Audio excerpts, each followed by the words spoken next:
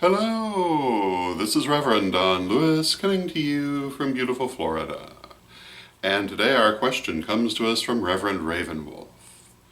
And Reverend Ravenwolf has this question. Why are people so afraid of their shadow when it's only a reflection of themselves? And it occurs to me in reading this question that it's actually a clever play on words, likening the physical shadow to the metaphysical shadow. But when we talk about the shadow in metaphysics, what we're referring to is the part of yourself that you do not normally see. For the most part, parts of yourself you have disowned, parts of yourself you have denied, parts of yourself that you are, in some cases, simply not consciously aware of, but in many cases that you've intentionally repressed. And for some people, this is a relatively small part of themselves, and for others it's gigantic. And it very often has to do with the difference between who you think you should be versus who you actually are. And in magic, at least from the background I come from, working with the shadow to try to reclaim those parts of oneself and all the energy that is caught in this is a very important thing. Because all of those things in the shadow are still in you and they're still using your energy. It's just not available to you in a conscious way. And another word for this, of course, is blockage. And when we talk about things like soul retrieval, we're using that metaphor to go into this energy and recover it, and to open those blockages, and to make the being more whole.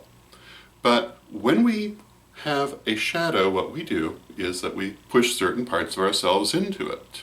Sometimes this is an effect of experiences in this life, sometimes it's carried over from other lives. And so past life work can be an aspect of shadow work as well. But very commonly the things that are in the shadow are the parts of the self the person does not like, or for some reason feels are inappropriate and have disowned. But you can't just get rid of a part of yourself that easily. Simply pushing it into the shadow does not get rid of it, and things rarely stay quietly in the shadow. They come back in other ways, often in the form of crossed wires, which cause the things that you're consciously trying to do to work against your unconscious.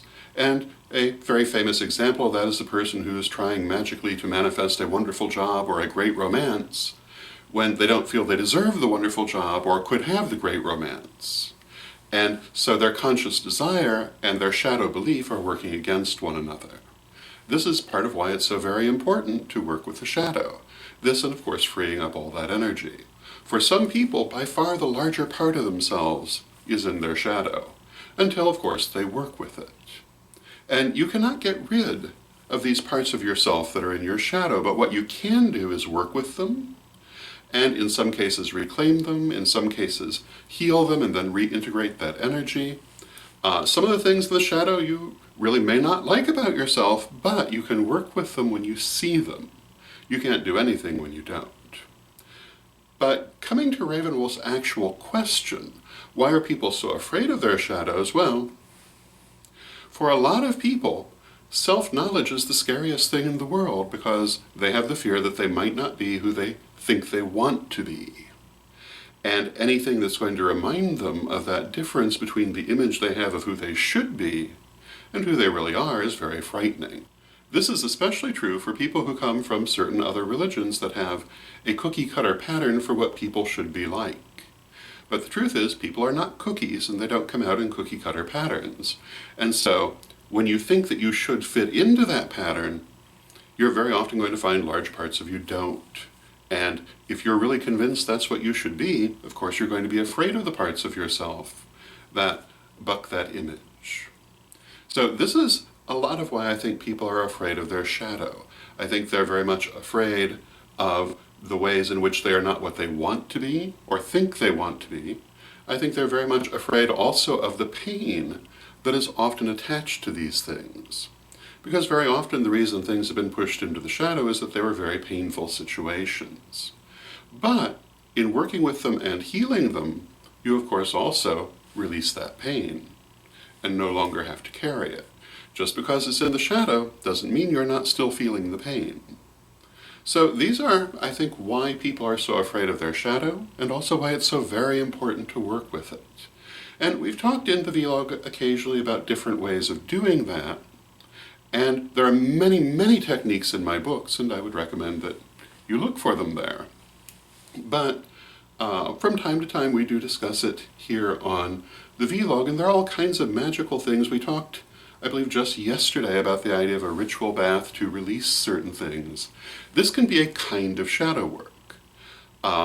Anything where you're addressing your inner self can be a kind of shadow work.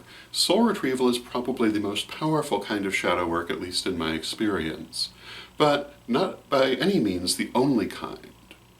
So these would be my thoughts on the matter. I hope you find them helpful, and once again we've come to the end of our week of vlogs. And it's time for you to choose which was your favorite from the week. And this week we have the following vlogs to choose from. On Tuesday we had Gloves from Irish Gypsy. On Wednesday we had Prediction from Kitsune Deva. On Thursday we had Candleburn from Annie. And today we have Shadow from Reverend Ravenwolf. Please let me know which was your favorite. You can vote in the comments section at Magic TV. You can vote on Facebook pages where the vlog appears, or you can send it to me by email at donlewishp@aol.com. And I thank you for watching another week of vlogs, and until next time, may you blessed be. Hello, this is Reverend Don Lewis coming to you from witchschool.com. Are you looking for the best in pagan and magical education? With more than 12,000 pages, witchschool.com is like having your own personal library with individual learning assistants to help you study. And Witchschool's Anyone, Anytime, Anywhere education system is available any place on Earth, anywhere you are and anytime you want it, as long as you have an internet connection.